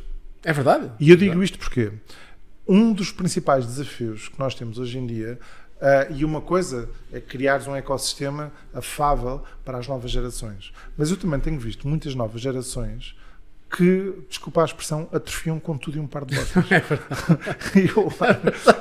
Eu acho isso é tão verdade. É verdade. Eu acho que isso verdade. tem que mudar também um bocado. É porque as pessoas têm que saber que uma coisa é viver as suas vidas e a sua vida no Instagram ou no TikTok, whatever. Mas também têm que perceber que quando estão a trabalhar, têm que fazer o trabalho e a missão para a qual foram contratados. E têm que resolver coisas. E têm que resolver tomar coisas. Decisões. E têm que ser profissionais e tomar decisões e não começar a fazer tudo um drama. Porque efetivamente há pessoas que são assim hoje em dia. Há muitas pessoas. E perdeu-se um bocado aquilo que é trabalhar E, obviamente, ter um ambiente confortável e ter os seus direitos, nada disso está em causa. Mas, às vezes, eu acho que os líderes tentaram ir atrás tanto de não quererem ser chefes e de não passar essa má mensagem, que também se perdeu um bocadinho a parte da chefia dentro das empresas. Então agora vou-te introduzir outra... Também é importante. É importante. Agora vou introduzir aqui outra coisa que tem a ver com isso que estás a dizer. Isso não é uma coisa, não é algo que também nas empresas, isso é totalmente verdade, eu concordo com isso. Pelo menos realidades que eu conheço, concordo. E às vezes nas empresas falta o middle term, porque tens o chefão, como és tu, não é? Não. E depois tens a tua máquina a trabalhar, mas depois falta aquele meio termo que responde a ti, mas que põe o resto ali a orientar. Sim, isto é como eu não fui à tropa, portanto não sou grande. Falta o sargento. Exatamente, é isso que eu ia dizer. Falta o sargento, ou seja, o general. Ok? Vamos por aqui, vamos conquistar este território, não é? Mas tem que ser um bom sargento. Depois é preciso ser alguém de campo que comande as tropas e que consiga fazer essa coordenação, portanto. Mas ia-te desafiar sobre isso que estavas a dizer. Sim. Será que isso não começa também em casa? Ou seja, a educação que tu dás aos teus filhos não está a produzir esse tipo de pessoas? Não estou a falar de ti especificamente, estou a falar do que tu vês à tua volta, a forma como nós, enquanto geração, educamos os nossos filhos, e nós temos falado aqui muitas vezes, tocamos nessa parte por causa da literacia financeira. Claro. Nós somos um país absolutamente miserável nos rankings internacionais de literacia financeira. Mas estamos a melhorar. Um desastre. Ainda muito devagarinho. Muito. É muito mal. É muito mal. E eu acho que devia ser uma vergonha absoluta. Devíamos ter vergonha disso e não temos, mas pronto, não temos enquanto mas sociedade. Há muito mais conteúdo. Sem dúvida. Pronto, mas pegando nisso, a questão é, isso não começa, isto aqui alargando para a questão isto, no fundo é o contrário. Começa, mas é preciso que os pais o tenham. Pronto, é isso que é esse o desafio. Há muitos que não o têm. Para tu criares um empreendedor, não é? Tu tens que criar, ou seja, tu tens que ter determinadas condições, quer no sistema de ensino, isto não se muda, a gente não estala aos dedos e isto muda. Portanto, ou se começa, isto é a minha opinião e do que tenho lido sobre isso, e por exemplo, o sistema dinamarquês de ensino, que é uma referência, digamos assim, a este nível, a nível mundial mesmo. Se tu vês alguma coisa sobre a forma como eles ensinam as crianças deles, quer dizer, não há nada mais diferente que o sistema português. O sistema português, atenção, não estou a falar do sistema português só, se calhar o sistema latino, claro, é todo nessa base da proteção. Eu tive uma reportagem há pouco tempo sobre, por exemplo, o sistema de educação no Japão, que eles até uma determinada idade não têm notas. Eles até uma determinada idade, a ideia é transmitir valores. Pronto. É irem tipo até a 4ª classe ou até ao 5º ano a informar pequenos cidadãos para o mundo, para o seu país, o que for. E depois, a partir de outra idade, quando aquilo já está amadurecido o suficiente, é que começam a ser avaliados, etc. O que eu acho é que o sistema latino está há mais de 100 anos a fazer a mesma coisa todos os dias. Não quer dizer que não haja... Ainda temos campainha, ainda temos a sala, só não temos quadro preto, que agora é branco. Há honrosas exceções, obviamente, mas temos que mudar o paradigma da educação. Não é mudar radicalmente, mas há coisas que têm que ser ajustadas. Evoluir, porque a forma como educamos os nossos filhos, que no fundo são os imperadores da manhã, estamos a educá-los exatamente da mesma forma. Nós estamos disto há 20 anos. As matérias podem ter mudado, mas o sistema é o mesmo. Nós estamos disto há 20 anos, para complementar o que estás a dizer. Estou a dizer nós, porque a OW completou 20 anos também o ano passado, portanto este ano já vai com 21. Também foi nessa altura, 2003 mais ou menos, que foi fundada. Foi uma boa casta. Foi uma boa casta. Sim, mas por alguma razão a gente se encontra, né? Isto depois é aquela história que tu dizias há bocado do karma e é giro. Mas, e o que é que acontece?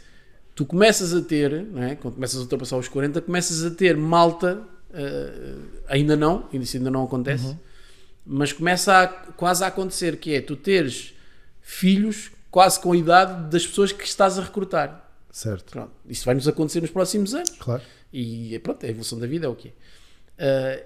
E às vezes eu penso nisso, não é? Porque eu nos filhos dos outros vejo os meus e digo assim, será que eu estou a fazer bem o meu trabalho enquanto educador? Será? Porquê? Aquilo que estavas a dizer, e por isso é que eu me ri e disse que é tão verdade, que é, as pessoas panicam com coisas, não é? Panicar é o verbo de entrar em pânico, portanto é panicar. Panicam com coisas que às vezes dizem assim, mas isso não ok, resolve-se. Porque o cliente não manda, não sei o quê, eu tenho que responder já. Mas tens que responder já porquê?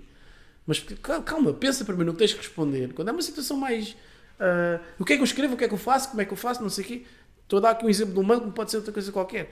Às vezes coisas relativamente simples. As pessoas enquanto crianças e depois adolescentes, e a ideia que eu tenho, e tu vais-me dizer se concordas ou não, é que as pessoas, enquanto crianças e adolescentes hoje em dia, não são habituadas a tomar decisões, não são motivadas a tomar decisões porque os pais tomam as decisões todas por eles. E tu, na tua altura, aquilo que estavas a contar da tua história, que eu acho que é muito inspirador, tu é que ias atrás. Tu ias e foste tu que... Tu não perguntaste ao teu pai ou à tua mãe se era porreiro abrir uma discoteca. Porque se calhar eles iam dizer, tu puto é maluco, estou agora numa... Foste, fizeste, e um Tomás igual, e outros igual, e eu também abri uma empresa contra a vontade, sobretudo da minha mãe. O meu pai sempre me disse, não, empresas é que é, trabalhar para os outros não. Pronto, foi um bocado essa mentalidade que eu trouxe, que o meu pai me passou, a minha mãe não tanto. A minha mãe queria era que eu trabalhasse numa grande empresa e tivesse um empregozinho e tal. Mas isso está tudo bem, eles os dois queriam o melhor para mim, não está aí questão. São formas diferentes. Agora, o próprio sistema, a educação que tu dás hoje às tuas crianças e eu dou às minhas e os outros dão, será que enquanto sociedade estamos a preparar as pessoas para isso? Eu tenho muitas dúvidas disso, confesso. Claro, mas neste ponto em concreto eu acho que há obviamente outras coisas que impactam, mas há aqui dois tipos que se destacam de pais. Eu acho que há aqueles pais que não querem, de alguma forma, que os filhos passem as dificuldades que eles próprios, se calhar, passaram, ou que não passem pelos perigos que, se calhar, eles passaram, e então tornam-se um bocado em pais galinhas. Eu dou-te um exemplo, de certeza que passaste por isso. Eu, sei lá, no 5º ano, ou na 4ª classe, eu andava no meio de obras, com metralhadoras, a brincar aos G.I. Joe. Nós brincávamos nessa idade, eu vou reforçar isso, para quem se lembra, isto tem a ver com o small. Para quem se lembra, nós tínhamos, nessas idades, isso dá, com 8 anos, 9, 10, nós tínhamos espingardas de caricas. Tu lembras-te disso? Fazíamos claro. Com um elástico, fazíamos sim. Para 90% de quem está a ver já ninguém sabe o que é. Sim, e os tubos de eletricidade com exatamente, aquilo tem um nome que era as agaias. Era até com arcos. Houve uma altura que na televisão dava ao Guilherme Tell e a gente construía arcos. Exatamente. Construía arcos com os aros das latas de tinta que encontrávamos nas obras e com elástico preso em cada lado e andávamos a disparar setas uns contra os outros. Claramente. Portanto, eu corroboro totalmente isso e passei por isso tudo. Mas hoje em dia isso é impensável. É impensável. E eu recordo-me dessa altura em que eu andava com N amigos meus no meio de obras, em que subíamos até o 3º e 4º andar de moradias sem ou proteção prédios, nenhuma. Sem proteção nenhuma. Era um perigo. E com poços em que qualquer um de nós podia ter caído, e de certeza que houve muitos que caíram. Mas isto para dizer que, por exemplo, eu tinha a mania, quando era mais... 8 anos, 9 anos, de ver filmes de faroeste, soldadinhos americanos, guerra civil, o que for. E havia muitos assaltos dos comboios. E eu em Coimbra tinha uma linha de comboio, que era a linha da Lausanne, ao pé da minha casa. Eu tinha a mania às vezes para ver se o comboio descarrilava, de lá para um calhau e ficava tipo a ver se aquilo acontecia alguma coisa ou não. Claro que o calhau deste tamanho era desfeito pelo comboio. Claro. Mas só para veres o ponto que eu chegava lá, lembras daquilo que vias nos filmes de pôr tipo a cabeça no carril para ver se vinha aí o comboio. Imagina o perigo, não é? Quer dizer, um puto de 8 ou 9 anos de repente pôr a cabeça num carril para ver se vem o comboio. Hoje nem jogar a bola na rua deixam, quanto mais. Isso, pronto. Este é o grande ponto. Portanto, por um lado temos os pais galinha, gosta ou não se gosta, até se percebe um bocadinho as suas razões. Eu tento não o ser tanto, mas entendo que algumas coisas os protejam. Sim, mas nisso somos. É impensável tu agora ter os teus filhos a brincar numa obra com uma espingarda de caricas na mão e com um poço de 5 metros. Sim, poço no sentido, o poço do elevador, por exemplo, claro. A construção daquilo. Isto por nós depois também temos mais real sentido dos perigos do que se calhar os nossos pais tinham há 30 anos. E os pais não tinham se calhar tempo para pensar nisso, tinham que trabalhar mais. E depois há os outros pais, e atenção, não estou a colocar apenas nestes dois segmentos, há outros, mas depois há outro que se destaca, que é os pais que realmente, não quererem saber, mas as suas vidas estão todas tão complicadas nas suas cabeças. É verdade. É a relação do casal que se dá mal. É os problemas no trabalho com o chefe ou com o colega do lado. É o carro que está sempre avariado. É o dinheiro que não chega ao final do mês. É a expectativa que queremos criar com a nossa família e chegamos a casa...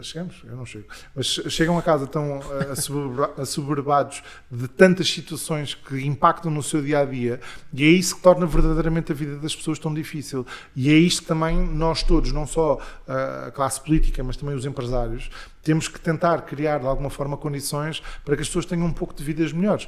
Eu dou o exemplo da minha mulher, eu e ela, em primeiro lugar, somos, acho eu, espero eu, uma verdadeira equipa, porque acabamos por nos completar, porque aquilo que eu possa dar mais do trabalho é porque há um outro lado e vice-versa. Claro, portanto, acabamos tem que haver temos que respeitar os dois lados. Back-office forte. Tem que haver não é só um back-office, porque ela também tem a sua carreira claro. Eu também tenho que ajudar no back-office naquilo que tiver que ajudar. Mas esta parte da complementaridade dos casais é muito importante e às tantas, quando há um casal divorciado, torna-se muito mais difícil para ambos os lados. Não quer dizer que tenhamos que estar com aquela pessoa de todo, claro. Para sempre, mas efetivamente as coisas tornam-se muito mais difíceis. Mas pegando o exemplo da minha mulher, ela mudou de trabalho não, ela faz a mesma coisa, é educadora de infância, mas mudou para mudou de instituição. E foi para uma onde eles lhe dão 70 dias de férias por ano. Isto é um game changer, totalmente. Uma pessoa que é educadora de infância, que está sempre condicionada, os professores, os educadores estão sempre condicionados às pausas letivas. Ela, de certa forma, continua a estar, mas tem 15 dias no Natal, uma semana no Carnaval, 15 dias na Páscoa, quase 2 meses no verão e uma semana a meio do primeiro período, ali entre outubro, mais coisa, menos coisa. Isto é uma qualidade, o tempo voa. O tempo, é aquilo que estávamos a falar há bocado, não é? O tempo é o ativo mais valioso. É o ativo mais valioso. E eu acho que esta capacidade do empregador dela ter ido tão longe, acho que, na minha opinião, eu ainda não fui tão longe, gostava de ir um dia tão longe, mas numa das empresas já começámos a fazer isso, já estamos a dar mais dias de férias e seguindo o exemplo do empregador da minha mulher, onde, por exemplo, nós temos uma equipa espetacular dentro da Mega Finalistas, somos uma equipa pequena, mas são o nosso braço direito, esquerdo, tudo em um par de botas, e nós aumentámos o tempo de férias mais do que aquilo que está previsto. E obviamente que as pessoas agradecem, mas é realmente importante porque umas gostam de viajar, outras gostam de viver em família e têm todas as suas coisas para fazer, o que for, mas têm tempo. E têm tempo para tirar porque amanhã vão fazer uma coisa especial ou porque, sei lá, têm que ir tratar de alguma coisa e têm tempo. E mesmo que não tivessem esses dias de férias e precisassem de ir tratar de alguma coisa, nós iríamos dizer que não. Nunca na vida. Porque as pessoas que trabalham connosco também nos dão isso em troca. Às vezes precisamos de estar mais 2 horas porque estamos a fechar umas listagens de autocarro ou de uma rooming qualquer de um hotel ou de que não, o pica-ponto, não é preciso... Não é preciso picar o ponto porque elas têm essa noção. Claro. E é isso que falta, daí aquela ligação com a parte da chefia. Não é preciso uma chefia se as pessoas tiverem isso nelas. Mas se as pessoas não tiverem isso nelas, porque hoje em dia toda a gente, obviamente as pessoas têm que ter os seus direitos salvaguardados, isso não está em causa nem nunca há de estar. Mas, efetivamente, há muitas pessoas que das 9 às 5, às 5 querem lá saber se aquilo está terminado ou não, põe-me a andar. Mas, ao mesmo tempo, isto não é um bocado injusto para o empregador quando nós não sabemos, efetivamente, se ela usou bem as suas horas de trabalho, e não porque isto obviamente ir atrás aqui de um ponto que até posso estar a ser injusto, mas há aqui tanta coisa que não é que às vezes tem que ser considerada e são pessoas, não é? E pesada. São pessoas diferentes, são pessoas com backgrounds diferentes, é muito difícil. Há pessoas para a mesma tarefa, uns demoram 5 minutos, outros demoram 1 hora, não é? Portanto, quando eu nem chego a pedir, porque a minha equipa nisto já é automática. Elas sabem perfeitamente que se tiverem que fazer mais 1 hora, nem fazer 1 hora, é até a tarefa estar concluída, muitas vezes. E se não estiver, porque de repente são 6h30, isto já está a ficar um bocado complexo, olha, desculpa lá, termina amanhã de manhã. Claro que sim. Está tudo bem, claro. Tem que ir buscar o puto. Mas tem noção, tem noção, porque o trabalho... Da importância, valoriza o seu trabalho. Claro. Valoriza o sentido da missão de completar o seu trabalho. E isto é das coisas mais importantes que devia ser extraída cá para fora. Por isso, estamos a educar ou não estamos a educar. Este é só o ponto. Há pessoas que educam, porque a educação não é, na minha opinião, e acho que deve estar de acordo com isso, este é um ponto super, super importante. A educação não é só a escola. A escola dá-nos as matérias, totalmente de acordo. Mas é a verdadeira educação. Os valores têm que ir de casa. Os valores têm que vir de casa e os pais têm que perder tempo a parar com isso. E os pais não Voltamos ao tempo. E os pais não podem ser também sempre os melhores amigos dos filhos. Têm que saber pôr de castigo, têm que saber ralhar, têm que fazer às vezes coisas sem misericórdia. Tirar o iPad sem misericórdia às vezes é tão importante. Mas isso não deixa de ser o melhor amigo. Claro. Eu acho que isso, às vezes o ser o maior... Isso é como eu dizer-te uma coisa que tu não queres ouvir naquele momento Mas eu estou a ser teu amigo. Claro. Estou-te a dizer, pá, não vais por aí, tu vais te espalhar. O meu filho mais novo... Não é só dizer não, vai, está porreiro, pá, vais-te espalhar, mas está tudo bem. O meu filho mais novo está viciado nos tutoriais do Minecraft, que é tipo uns influencers a falarem do Minecraft, então anda maluco a ver os mundos a serem criados, etc. Yeah. E nós achámos verdadeiramente que já chega. Já chega. Então tiramos o iPad, literalmente. E ele sofreu. Na primeira meia hora ele estava-se a tripar. Passado um bocado, estava a construir Legos. Para mim é muito mais... Muito melhor. É muito melhor. É muito mais importante. E até fui ter com ele e pus-me a fazer coisas com ele do que estar ali, tipo, de uma hora enfiado só a ver coisas no YouTube. Pode ver um bocadinho de YouTube, claro que sim, mas a vida dele não pode ser toda à volta do YouTube. Claro. E o que acontece cada vez mais, a realidade que eu sinto que existe de Ásia em Portugal, e não só, no mundo inteiro, é que os pais...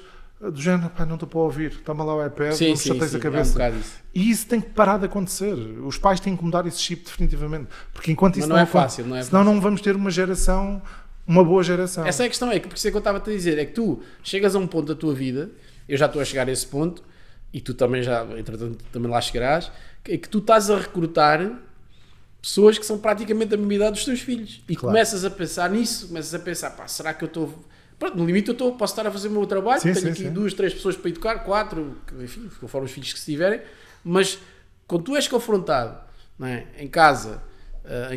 na empresa, em que tu vais recrutar alguém com 20 anos, 22, 23, por aí, e aquilo que tu há bocado falavas, que é a autonomia que a pessoa tem, não é nem de longe nem de perto aquela que tu tinhas com aquela idade. E isso em tão pouco tempo mudou tanto. E eu não sei se nós estamos a fazer aqui, enquanto sociedade, não estou a dizer se tu estás a fazer, se eu estou a fazer, sim. Pronto, mas se enquanto sociedade estamos a fazer aquilo que deve ser feito para que isso não piore ou que possa melhorar. Não estamos. Não sei se estamos. Quando digo não sei, estou a ser irónico no sentido de que tenho dúvidas que seja assim. Claro. Que estejamos a fazer aquilo que de facto, enquanto pais, enquanto gestores, líderes, chefes, o que for, enquanto colegas, se estamos enquanto sociedade a criar esse tipo ou seja, depois lá à frente estamos-nos a queixar, não consigo contratar ninguém, isto é uma desgraça, mas estamos a fazer o trabalho antes, porque o que vai acontecer é que tu daqui a 5 anos, quem tem agora 15, daqui a 5 anos tem 20, vai entrar no mercado de trabalho, ou 20 e poucos, e quem tem 10, daqui a 10, ou seja, as crianças de agora, a minha mais pequena tem 8, daqui a 12 tem 20, portanto está a começar a... Sim. Portanto, o trabalho tem que ser feito de base, não é?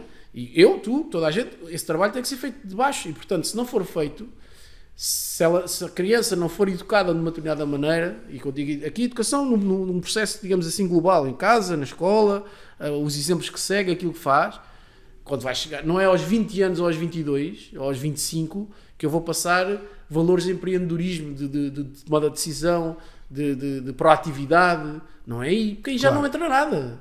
Isso aí já acabou.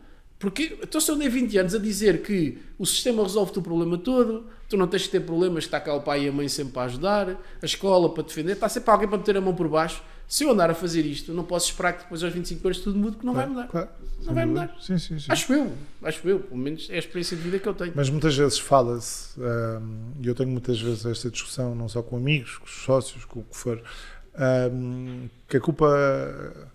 acaba muito por ir-se atrás desta ideia um bocado repuscada que os políticos são todos iguais e que é tudo areia do mesmo saco, e que as coisas nunca vão mudar e que a culpa é toda dos políticos. Há uma certa tentação a pôr a culpa toda em alguém. Os políticos são o reflexo do povo, antes de mais, não é? São do povo, os políticos somos nós todos. Somos nós todos. Esse é exatamente o ponto onde eu quero chegar. E é isso que eu defendo, que é, não há um mundo à parte. Sim, não estão ali os políticos e aqui estamos nós. Há nós todos. É tudo. Porque nós todos temos um papel a desempenhar, político, nas nossas comunidades, na nossa empresa, na nossa escola, com os nossos amigos, o que for. E eu acho que é aí que começa a verdadeira mudança. É realmente nós intervirmos e termos pequenos ou maiores gestos de incutir certos valores, de incutir certas mudanças e de melhorar, no fundo, a vida de nós todos. Eu acho que esse é dos pontos mais importantes que nós devíamos refletir enquanto sociedade. Sem dúvida. E a educação aí é talvez o basilar de qualquer... Não, é tudo. É tudo. A educação é uma conquista, acho, grande da nossa sociedade. Se houver educação, há tudo o resto. Exatamente. A educação é o maior investimento que tu podes fazer num filho, é proporcional, não é dar-lhe um carro. é dar-lhe, é poder, isto é a minha opinião, atenção, não sei se estás de acordo, mas a minha opinião mas é tu investires e abrires as portas, não é ensiná-lo a voar, ele depois voa sozinho, claro, mas é abrir as portas para... Mas a educação para mim não é só exclusivamente a escola ou a universidade. Não. Há muito mais educação fazer para uma lá viagem disso. com ele, por Claro, exemplo, e levá-lo a um isso, determinado sítio, isso. e levá-lo a ver uma coisa tão importante. Nós este ano, com a miúda mais nova, vamos a um sítio que eu sei que vou encontrar pobreza no sítio onde vou, mas sei que vai ser muito importante para a Matilde ela ver aquilo. Claro. Porque o valor que ela dá àquilo que tem vai ser diferente daquele que eventualmente... Enfim, pronto, eu vivi num contexto em Portugal, mas em Portugal havia muito mais pobreza do que há hoje. Claro. Eu tinha colegas na escola, isto tem 80, eu sou um bocadinho mais velho que tu, portanto tenho 46, eu entrei na escola em 83, portanto nasci em 77, é uma questão de fazer a conta, não é? E estamos a falar, eu lembro-me dos primeiros tempos de escola, depois já no secundário isso já não acontecia, mas lembro-me na escola primária, lembro-me de ter colegas que passavam fome. Havia colegas, isto é um bocado chocante, havia colegas que comiam cola, porque tinham fome, os miúdos tinham fome, havia fome. E depois a coisa, havia, lembro, com os pais, inclusive, da minha mãe, de dar comida, de haver pessoal que ajudava, mas isto era a realidade de Portugal no início dos anos 80, em muitos sítios, não é? E não era só lá em Trás-os-Montes, ou lá na Beira, não sei onde, havia essas realidades, essa miséria, havia nas cidades, e em Lisboa, no Porto, havia muito isso. E hoje em dia, há casos, obviamente, críticos, mas para dizer o quê? O facto de tu veres isso choca-te, mas por outro lado tu valorizas muito mais aquilo que tens. E é aquilo que estavas a dizer, só para terminar, até porque já vamos para aí com uma hora e não sei o quê, eu disse logo que isto ia rolar, eu avisei. Esta viagem era uma viagem, especificamente, nós vamos fazer um determinado sítio da África, que nós podíamos perfeitamente fazer só em casal, mas eu faço questão que a mais pequenina vá, porque eu acho que vai-lhe fazer bem ver. Claro. E isso também é aquilo que tu estavas a dizer, isso é educar, é levar as crianças a um determinado sítio, a uma determinada realidade, não é só levar as crianças à Disney. Pá, isso é espetacular, pá, a gente já lá foi, está tudo bem, porreiro, mas depois há outras coisas que eles também devem ver. Sim. E que só tu tirando, e para ti também te faz bem, não, é assim, não, é claro que é muito mais, se calhar, não sei se é melhor, se é pior, eu já tive a oportunidade das viagens que fiz, não fiz muitas, fiz muito menos que aquelas que eu gostava, mas quando vais para sul, normalmente, para sul, neste caso do hemisfério, vês coisas que não vês quando vais para o norte, não é? É sempre um bocadinho, a experiência é um bocadinho diferente. E eu, hoje em dia, às vezes penso nisso, o que é que me enriquece mais? É ir à Finlândia ou ir a Marrocos, por exemplo? O que é que me enriquece mais? Não sei. Ou ir a determinadas zonas do Brasil, ou ir a São Tomé, ou ir a Cabo Verde, ou ir a Angola. Eu percebo onde quer chegar, percebes? mas se castiga também não sei. São coisas diferentes. Se calhar são coisas diferentes. Vou ver coisas... olha, se calhar podíamos ser... Aquela história de falar dos Estados Unidos, que havia coisas que assim, isto era porreiro. É aqui na por cima, porque acho que tem dois exemplos. Eu adorava ir a Marrocos, que ainda não tive eu por acaso já tive a oportunidade de ir, mas também mas também adorava ir à Finlândia. A Finlândia por acaso nunca fui, mas também... Ou à Islândia, mas está no meu plano. A Marrocos já fui e nós confrontámos em muitos sítios com uma pobreza... aliás, eu neste caso fui enquadrado num grupo numa expedição em 4x4 e fomos para o meio do deserto e tu vês formas de viver, sítios, aldeias, que tu dizes assim, como é que é possível no século XXI ainda haver este tipo de vida quase nómada ainda claro. E com uma necessidade muito básica de água, que é a coisa mais básica que existe e que tu aqui tens. Mas pronto, é giro assim. Era muito melhor não ver aquilo. Não ver no sentido de que aquilo não existisse, mas existe. Claro. E quando tu vês, ganhas um sentido de valorização do que tens diferente. E eu acho que isso é um bocado aquela que estavas a falar, da questão da educação. Não ser só a escola, mas também ser os pais. Claro que podendo viajar com as crianças. Há malta que não tem orçamento para poder viajar assim. Mas há outro tipo de viagens que há outro tipo de viagens. Cá em Portugal. Há outro tipo de viagens, claro, exatamente. Eu acho que é uma excelente forma de terminar, até porque senão estamos aqui para aí 5 horas. Não vamos ter a parte 2 e a parte 3, pois, acompanhem. Exatamente, portanto acompanhem, porque isto vai prosseguir. Espero que tenham gostado deste Talks. Pá, eu gostei muito, portanto, olha, mesmo que mais ninguém goste, o André acho que também gostou e portanto tenho a certeza que vão gostar, tenho a certeza que vão ver, e um abraço para vocês e até à próxima. Obrigado.